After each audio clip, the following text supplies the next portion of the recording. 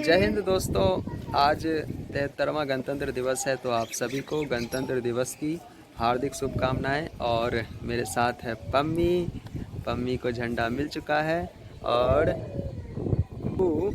बाबू भी झंडा लहरा रहा है। ये चक्री वाला झंडा लिया है। घुमाओ ना रे, घुमा घुमा, ऐसे ऐसे पकड़ो ना। हाँ, देखिए देखिए इसका जो है झंडा, और झंडे के ऊपर का जो चक्री है कितना तेजी से घूम रहा है। हाँ, और पम्मी का झंडा भी लहरा रहा है। मेरा झंडा दो को लेना है। ये ना 2 गो झंडा लिया है बाबू।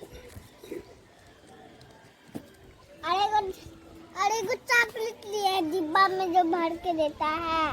तो झंडा भी लिया है, जलेबी भी लिया है और चॉकलेट भी लिया है। और देखिए पम्मी को भी झंडा लहरा रहा है पम्मी का।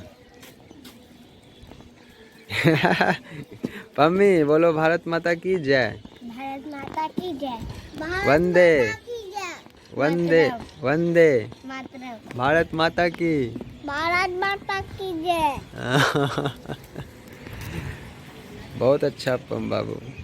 अभी मैं सुबह सुबह ही गया हुआ था बाज़ार की तरफ और जलेबी ले आया मैं आधा किलो ख़रीद के। रेट भी बता देता हूँ, 120 रुपये किलो मिल रहा था। 60 रुपये का आधा किलो मैंने लिया।